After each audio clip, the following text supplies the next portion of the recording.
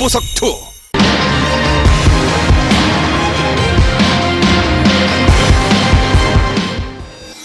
갤럭틱 프로세스로 떠납니다.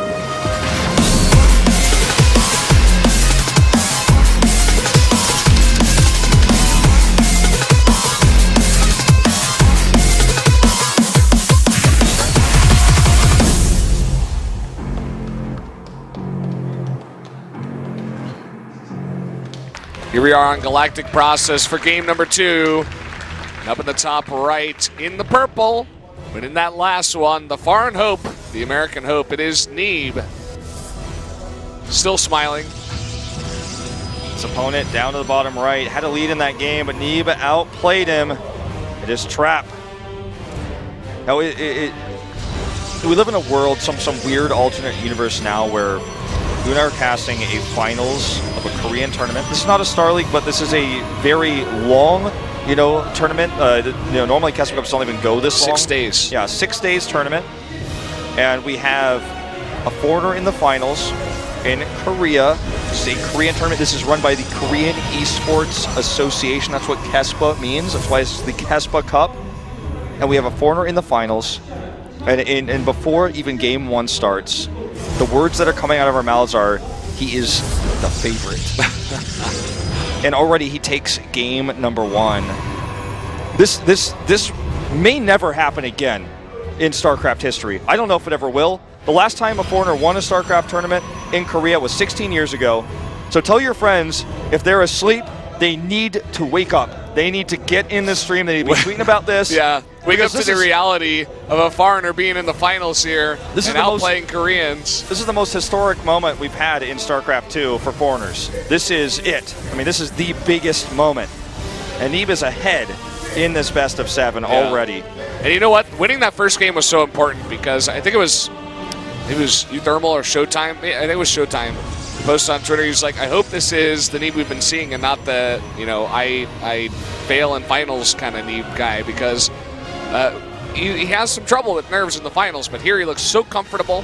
He wins game number 1, and that should make him very confident. He should feel not nervous, but actually as, the favorites going into this one after winning that first game. I think it shows on his face, when you see him in the booth smiling. In this game, he warded off Trap's scout, the double cancel to make a fast Nexus. Trap did swing back in, though, and saw the Nexus, so he's going to cut production of his units as well to get a faster Nexus. He also has this Stargate coming up. Now, Neeb is unable to scout this with the build he's chosen. He has no units on the map. There's no way for him to get in there. So I actually like Trap's position because he has the opportunity to find damage with tech, and his Nexus is only slightly behind. We'll see, though, because so far it's been a struggle for any Protoss to kill anything with Oracles in this matchup versus Neeb. Yeah, look at the pylon placement every single game. He's got at least 3. There was one game we saw a box of 4 around there, and actually he's going to go into Phoenixes to start off. This is what I was wanting to see from stats in our earlier best of 5, is a Phoenix opening versus Neeb to see if he can find some sort of different type of damage, or then go into a Phoenix composition where he controls the map against a style that Neeb hasn't played against really that much in this tournament. And then with that control, when it goes Disruptor versus Disruptor, if he keeps the Phoenixes alive, they can be lifted. It's obviously very powerful. We saw Stats utilize this in game number 1 in the semifinals. So I like this choice a lot from Trap, and we'll see how it plays out. Neeb, he just has to be safe right now because he doesn't have any scouting information of what's happening. Oh, this is going to be potentially a free stalker here. Oh, he's on top of it. He's going to damage it quite significantly. He doesn't know what else is out there, so he can't really commit. So it might look like, Neeb dropped the ball there. He could have gotten that stalker so easily. In fact, it looks like he's still going to chase it. But he doesn't really know what's out there. Now he does. Nice juke. Neeb going to give out on that one. Going to use his adepts for what they were made for. Going to come in here and scout. Maybe get a couple of probe kills. Should be lifted immediately. But he lifts, he sees the Phoenixes. Yeah, he scouts it. He's going to back off immediately. Neeb already has a Twilight Council coming up. He's going to commit to more Stalkers and a Warp Prism. I'd be very surprised if Blink does not come up into that Twilight Council the second it finishes. He's got plenty of money to afford that. It's done. We just see an observer fall. There's the blink. He's going to make a third base. Phoenixes can't lift that. Phoenix is a little bit too slow to stop that probe from making it as well. So Neeb's going to be very happy about this one. Overcharge going to buy him some time here, force those Phoenixes away. And already with this scout from Neeb, he's doing everything that he should be doing in order to defend this type of composition. Yeah, you need to overcharge. Make sure you keep your Mothership Core alive. Have your Stalkers in the other position. Get Blink. Once you have Blink, you can hold this off much easier. He's going to even put a pylon in the corner of his base to make sure he has the scouting information of when they come in.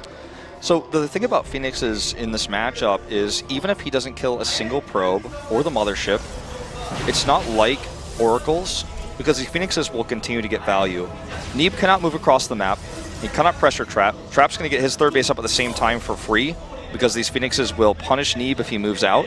So this is actually a big edge these Phoenixes give Trap, tech-wise, and also you can use them again later on versus Disruptors if Neeb decides to go for that. This also may discourage Neeb from Disruptor use.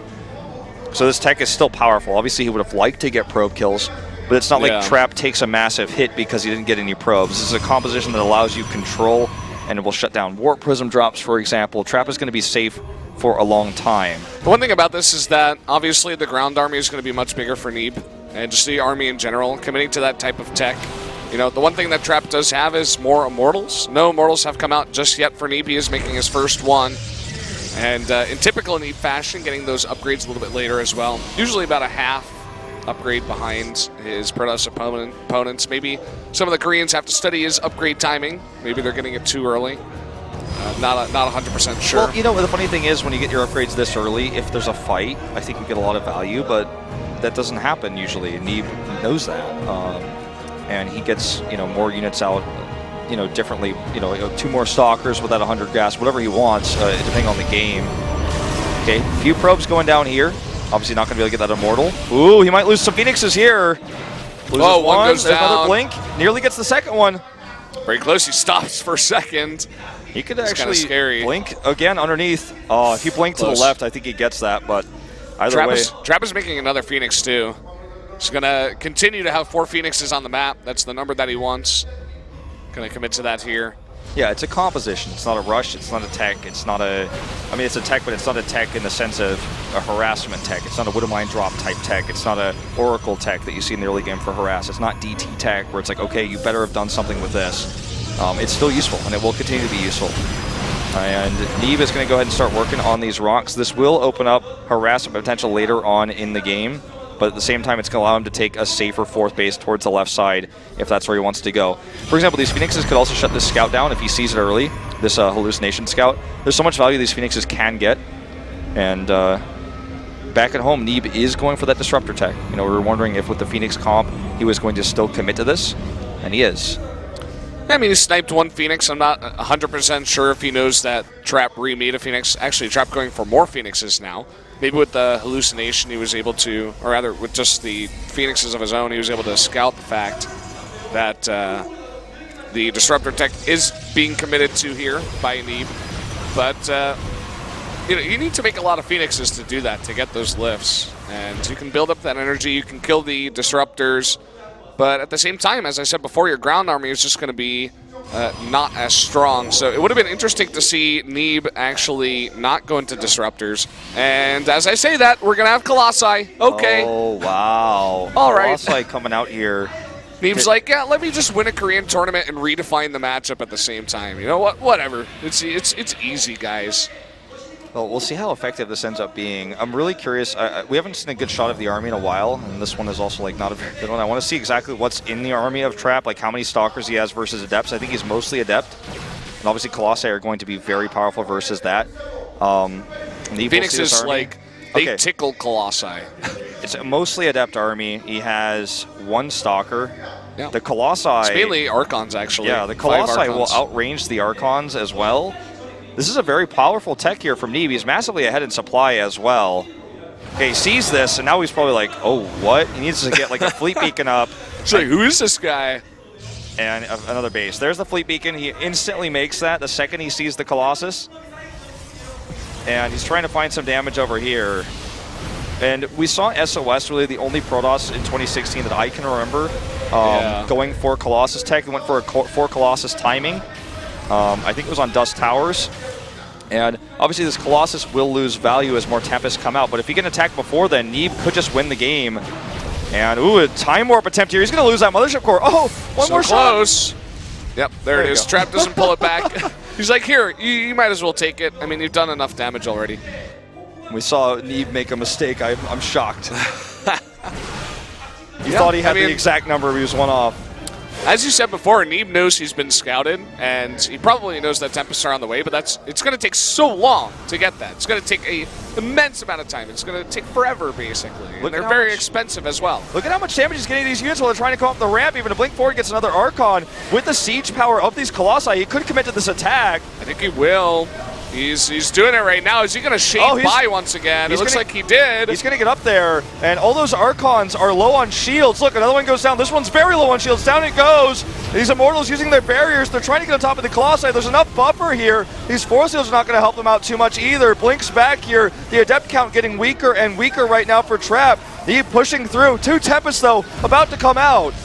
2 Tempests, once they come out, I think Neeb is going to have to back off. He has a large number of Stalkers, but you can't really blink underneath this army, especially with the Immortals in the bag. There's a Disruptor. It's Nova does not get value, though. Eventually, these Colossi are going to start to go down. This one's solo. Down it goes. Another Disruptor shot will kill several of these. He may just blink forward. He's killed a lot of the Immortals. He has to win the game off this push if he's going to commit. He doesn't kill the Tempest. He does not kill the Tempest, and he loses a Colossus. Neeb now on the run. Turns around now. Making more Stalkers. He just warped in 8 more. Another Disruptor shot going to kill so many of those Adepts. One more Colossus goes down. Maybe Neeb should just hit the 5th base, or excuse me, 4th base. You know, maybe trying to break the natural isn't a good idea here. He's switching into charge and +3. He's just going to try to outmaneuver Trap again. It looks like a ton of Zealots. He's got a bunch of Stalkers too, and as his Colossi die, he doesn't remake them obviously with the Tempest switch here from Trap. He makes a bunch of Disruptors. He has 4 now, making 2 at a time. Look at Neeb's bank. He's been mining 4 bases for much longer, and he could afford, with all this extra minerals, a ton of Zealots. He's going to make mostly Archons, and he's going to harass and try to rip the bases apart. If Trap makes a mistake, in one moment, the Archons can't get underneath those Tempests and help kill them as well. It's going to be a pretty unlikely scenario, but something that Trap has to keep in mind. Okay, good blink away here. He's just trying to find damage. Dark Shrine comes in here as well. When you look at compositions, Trap is ahead, but Neeb has the larger army and the more mobile army. So both players are ahead in different ways, but I think the longer this game goes off, the better things are going to be for Trap with a Tempest count he's already built. But he will have to survive before that happens, and Neeb knows that he has a large army and will take a faster 5th base. Trap would be wise to do the same. Okay, he does. To the bottom right. Trap can barely afford Tempest at this point. You know, he made 5, and that's about it. I mean, he's going back into Phoenix production as more and more Disruptors are made here from Neeb. But the Phoenix is not going to be too good against Zealot Archon, that's for sure. We'll see if Neeb can do a bunch of damage here as he pushes on to the 4th base. Oh, he could target down that Prism. He's going to target the Colossus instead. Actually hits an Archon. Needs to get these Tempests back here. Disruptor shot coming off the Protoss army, though. Dodges it here on the ground for Trap. Phoenix is doing a little bit here from the side. Could potentially lift some of these Disruptors. He's going to target the Colossus instead. One gets lifted over here. The Tempest getting a lot of value. Down goes that Colossus, but the ground army for Neeb is huge. Another warp in. I don't know if Trap's going to have enough. He has so many Stalkers here. The blink forward. The blink forward, and he snipes Tempest by Tempest here. And that should be it. GG! Neeb takes game number 2. He's halfway there. He's halfway there. 2 of the 4 wins he needs. This is unbelievable. What am I watching? Neeb killing Korean after Korean. We'll see if he can actually move with this momentum and actually win the entire tournament. Trap seems stumped. He's got the same face that Sats had, where it's like, what do I do? You know, how do I defeat this guy? I'm trying so many different things. By the way, Trap is playing some fantastic StarCraft himself. He is just being outplayed when it comes to this PvP. All right, guys. He's trying to hold on, but he's not able to. New Gettysburg. This is the map of creativity. Now, let's not forget, if Trap loses this, Apotheosis is Neeb's map choice. This map has been banned in almost every series this tournament. So if Apotheosis is Neeb's map and Trap gets caught off guard by something. Neeb could 4-0 this if he wins on Gettysburg. Winning here could just simply win him the series. I think right now for Trap, he needs to focus on Gettysburg. He needs to win this one. I hope he has a plan here. This is the map where you see the most creative strategies. You see island maps, or island bases on this island map. You see fast third bases, fast fourth bases in this matchup that's somewhat passive. This is going to be a map where we could see tons of Tempest again, like we saw in the match with Stats. This is another map where we could also see carriers or something crazy like that, or mass disruptors in the late game on that big open top of the map. Looks like Trap is getting some advice here from his coach. He's got his sound blockers off. He even said in the chat, he's like, hey, give me a second. I need some time. And if I were Trap, I need some time myself to think over that. I can't really see the coach, but it does look like he's listening to someone in there, so I would have to assume that he is there. I saw the generic coach was here earlier, the assistant coach, and I mean, the coach could definitely help out Trap a lot. I mean, he's watching these games from the outside, and he's saying, okay, here's what you're doing wrong. I think I figured out Neeb. Let me spit some words of wisdom to you and to see if I can help you out in this matchup. Here's how I see it. He told him what build to do, basically. Obviously, he probably told him to calm down and stuff. This is Trap's second finals. He's been here before. He's won a finals before. But I think he's telling him, okay, Gettysburg, create a map, do this build. Yeah, for sure, guys. We're going to jump into game number 3 now. New Gettysburg. Get your friends in here.